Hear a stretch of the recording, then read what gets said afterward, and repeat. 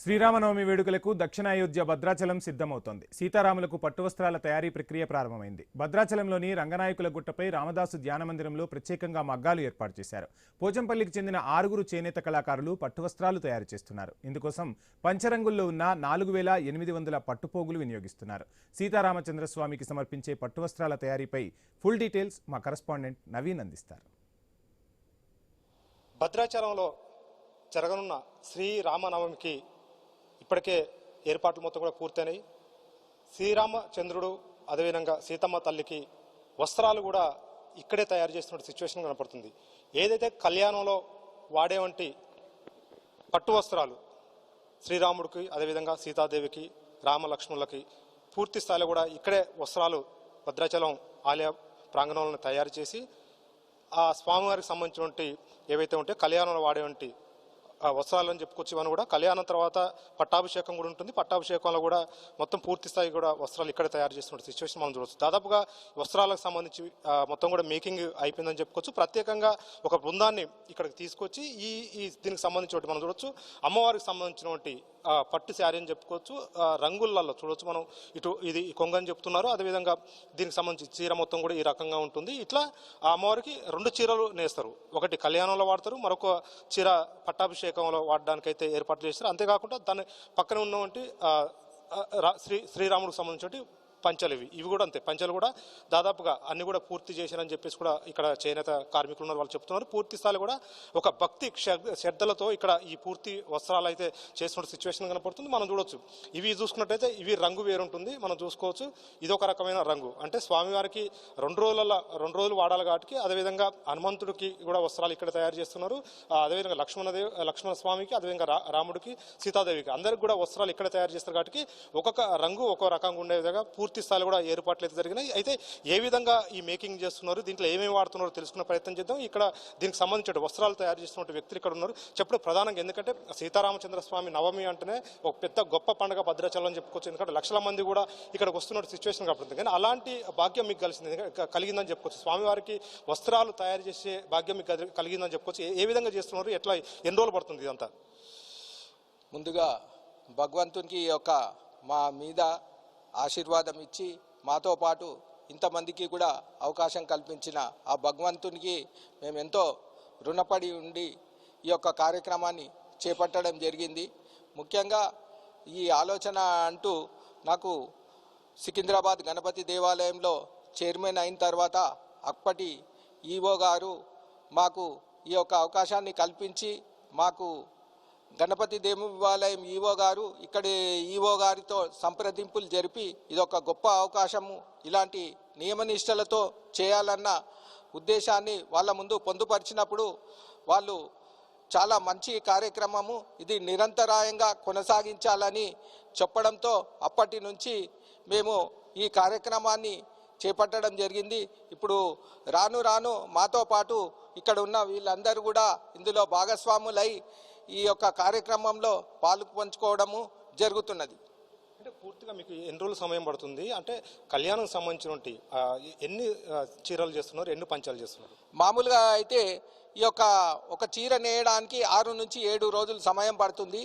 ఇందులో 6 మంది కళాకారులు పాల్గొనడం వల్ల ఈ యొక్క కార్యక్రమము మేము 15-16 రోజుల్లో కంప్లీట్ చేయడము జరుగుతుంది. మొత్తము ఒక్కొక్క 2 చీరలు 6 పంచా కండువాలు స్వామివారికి తిరుకళ్యాణోత్సవానికి మరియు పట్టాభిషేకానికి సమర్పించడం జరుగుతుంది. వచ్చారు గారు ఎన్ని సంవత్సరాల కాంచి ఇక్కడ స్వామివారికి సంబంధించినటువంటి ఇక్కడే నేస్తున్నారు? అంటే గతంలో బయట నుంచి వచ్చేటి, ఇప్పుడు మాత్రం కేవలం ఆలయ ప్రాంగణంలోనే మొత్తం కూడా స్వామివారి కళ్యాణం సంబంధించి మొత్తం కూడా ఇక్కడే తయారు చేసిన సిచ్యువేషన్ కనబడుతుంది.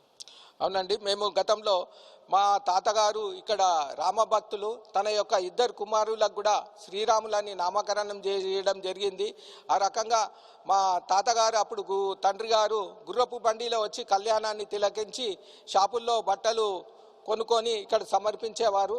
నేను ఇక్కడ గణపతి దేవాలయం చైర్మన్ అయిన తర్వాత అక్కడున్న పరిస్థితులు, వాతావరణాన్ని చూసిన తర్వాత ఇక్కడ సంప్రదింపులు మా ఈవో గారి ద్వారా చేసి దీన్ని అఫీషియల్గా అనుమతులు పొంది నిరంతరాయంగా అప్పటి నుంచి నిర్విరామంగా వారి ఆదేశానుసారం భగవంతుని యొక్క కృప వల్ల మేము చేస్తున్నాము. మేము చేయడంతో పాటే ఇక్కడ ఉన్నటువంటి కళాకారులు ప్రతి సంవత్సరము కళాకారులకు కొత్త వారికి అవకాశం కల్పిస్తూ ఈ యొక్క కార్యక్రమాన్ని నేసే అవకాశం అందరికీ కలగాలని చెప్పేసి ఈసారి ఈ బృందంలో జూలూరి లక్ష్మయ్య, గంజి రాజేషు, చిన్న ఉపేందరు, చింతకింది సిద్ధులు తదితరులు పాల్గొన్నారు. అంటే పూర్తిగా ఏమేమి వాడుతున్నారు అంటే ఈ పట్టు చీరలకు సంబంధించి పట్టు చీరలు కానీ లేదా పట్టుకు సంబంధించిన పంచలు కూడా చేశారు కదా, దీంట్లో ఏమేమి వాడుతున్నారు?